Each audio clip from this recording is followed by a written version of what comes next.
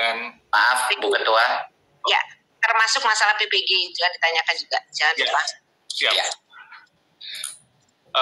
Dapat kami laporkan, Bu Ketua dan anggota Komite 3 DPD RI yang terhormat, bahwa seleksi ASN P3K hasil sementara pada saat ini telah lulus 293.860 guru atau sekitar 58% dari formasi guru ASN P3K yang diajukan oleh Pemda pada tahun 2021 ini.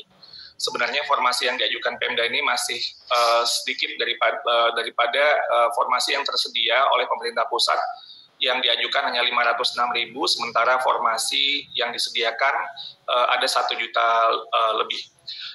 Dari hasil yang setelah ada pada saat ini juga terdapat 193.954 guru yang lulus passing grade yang belum mendapat formasi. Ada sekitar 38%. Dan di sini tentunya kita sedang memperjuangkan posisi kami memperjuangkan baginya guru-guru honor. Suaranya hilang, Pak Iwan.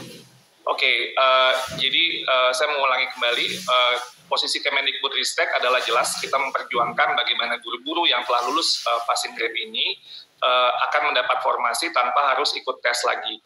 Tentunya ini mensyaratkan, dan kami memohon bantuan kepada Komite 3 DPD RI yang terhormat, supaya kepada konstituennya dan Pemda yang terkait untuk mengadvokasikan, untuk mengajukan formasi sebesar mungkin, semaksimal mungkin sesuai dengan kebutuhan. Karena tanpa ada pengajuan formasi oleh daerah, tentunya hal ini tidak bisa terselesaikan. Mohon diingat bahwa jumlah formasi yang tersedia itu 1 juta lebih, sementara jumlah guru honorer sekolah negeri yang tercatat itu 742.000. Artinya jika pemerintah daerah mengajukan formasi yang maksimal 1 juta formasi tersebut, maka besar kemungkinan guru-guru honorer yang sudah, apalagi yang sudah lulus passing grade itu akan mendapatkan formasi, karena jumlah formasinya jauh lebih besar daripada jumlah guru honorer yang ada di sekolah negeri. Jadi itu kunci utama dan perlu kita advokasikan bersama-sama. Selain itu, ada kekhawatiran daerah yang menyatakan bahwa untuk kesampingnya itu biayanya dari APBN atau APBD? Iya, boleh saya lanjutkan dulu Bu Silvi. Saya tahu pasti nanti ada pertanyaan lanjutan di situ. Saya memohon izin menjelaskan. Jadi pertama nanti akan saya bahas tentang anggaran. Yang juga sebelum itu perlu juga dilihat ada data yang kemudian kami cermati. Ada 117.000 formasi, 117.939 formasi yang sama sekali tidak dilamar oleh guru-guru kita di tahap 1 dan tahap 2. Ini sekitar 20% dari formasi yang tersedia tapi tidak dilamar sama sekali. Satu pun tidak ada yang melamar di tahap 1 dan tahap kedua. Ketika kami zoom in, ini ternyata formasi-formasi yang ada di daerah-daerah yang sulit. Jadi ada beberapa kondisi di mana guru-guru kita dalam satu daerah kewenangan pemerintah daerah, mereka memilih bukan di tempat yang sebenarnya mereka lebih, mungkin tempat mereka sudah mengajar yang kondisinya sulit, tapi mereka memilih di daerah yang lebih mungkin lebih dekat ke kota dan lain sebagainya, sehingga 117.000 formasi yang tersedia yang tidak sama sekali tidak ada pelamarnya ini juga menjadi catatan bagi kita yang sebenarnya guru yang lulus passing grade tadi bisa jadi ini bisa mengisi formasi-formasi yang masih belum ada pelamarnya ini. Nah, terkait dengan anggaran dapat saya sampaikan bahwa dari Kementerian Keuangan sudah menyampaikan kepada seluruh pemerintah daerah ada pertama selain dari Undang-Undang Nomor 9 Tahun 2020 tentang APBN, ada surat langsung dari Kementerian Keuangan nomor S46/PK/2021 tertanggal 31 Maret 2021 kepada seluruh gubernur, bupati, wali kota tentang perhitungan anggaran P3K dalam alokasi DAU tahun anggaran 2021.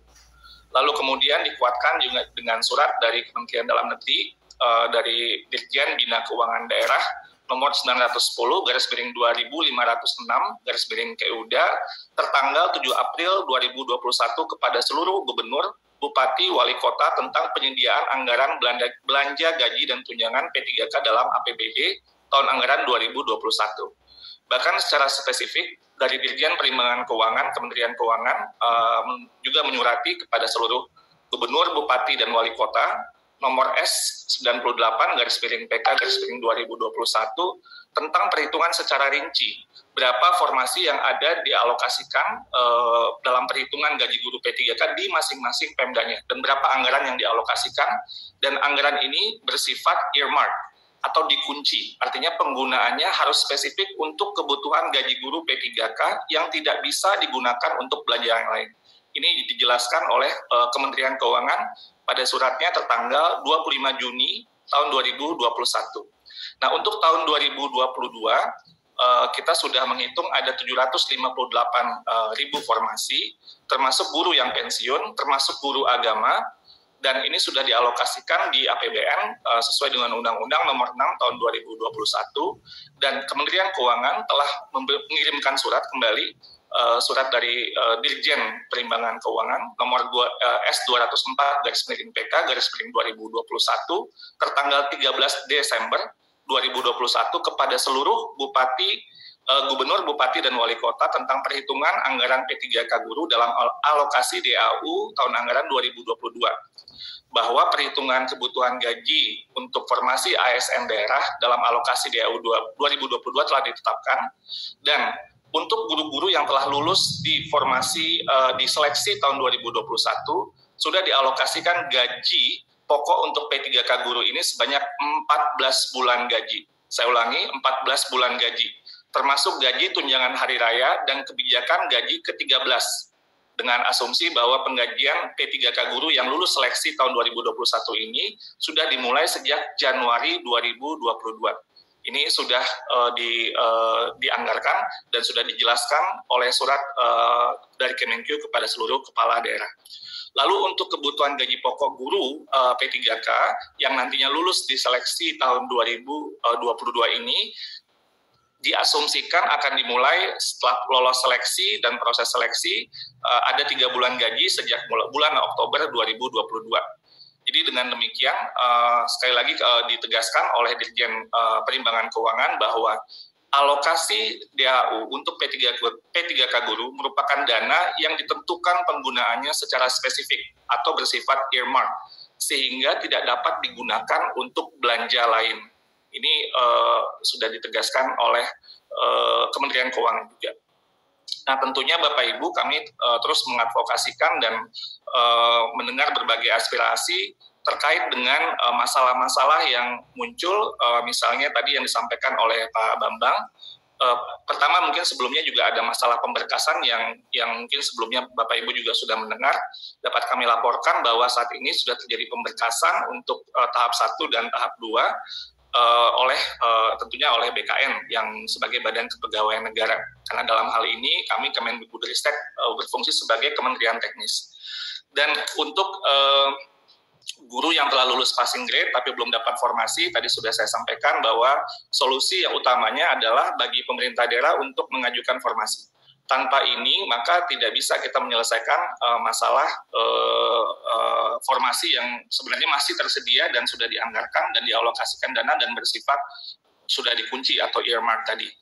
Terkait dengan ini termasuk juga guru-guru yang sekolah negeri yang tadi disampaikan kalah bersaing dengan swasta, sebenarnya mereka bisa tetap mendapatkan formasi jika formasinya dibuka.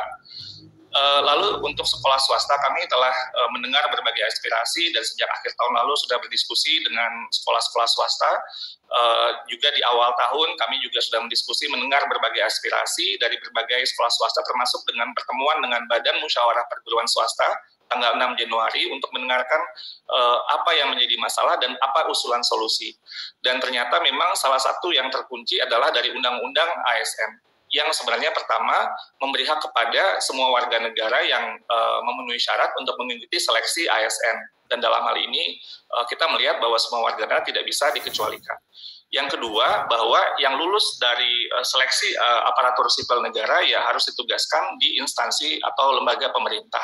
Jadi ini adalah ketentuan dari undang-undang yang tentunya kami harus tunduk dengan kondisi ini. Namun demikian, sekali lagi kami sampaikan bahwa kami terus memperjuangkan, dan saat ini dalam Panselnas kita berdiskusi untuk mekanisme seleksi ASN P3K di tahun 2022 dengan mempertimbangkan semua aspirasi yang ada. Mohon doa dan dukungan juga dari Bapak Ibu sekalian supaya bisa lebih baik di tahun ini.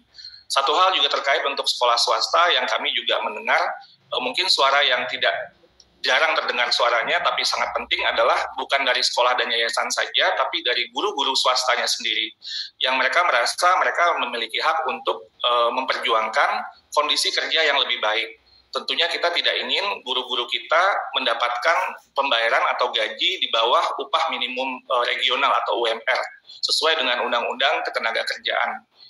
Kondisi ini yang mungkin menyebabkan guru-guru swasta yang ingin untuk mencoba kesempatan dalam seleksi ASN P3K.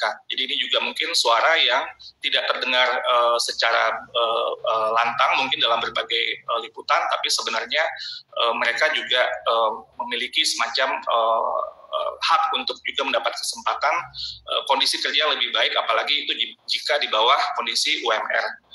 Terkait dengan impasing dan P3K sedang dalam kajian kami juga, jadi terima kasih atas masukannya, dan untuk Akta 4 sudah tidak ada lagi, dan ini sudah diganti dengan PPG, dan dalam hal ini PPG dalam jabatan.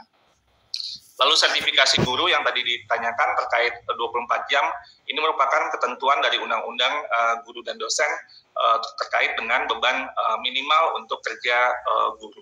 Saya rasa mungkin itu yang bisa saya sampaikan. Terima kasih. Saya kembalikan kepada